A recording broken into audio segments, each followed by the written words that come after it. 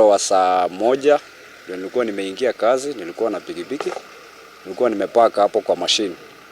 So vile tulikuwa tunafanya kazi, saa 3 kuna vijana wakakuja wakatufamia, wameharibu vitu, wakachoma hata pikipiki yangu ilikuwa ndani, na hata masoja wetu wenye tulikuwa nao wamewaumiza wengine.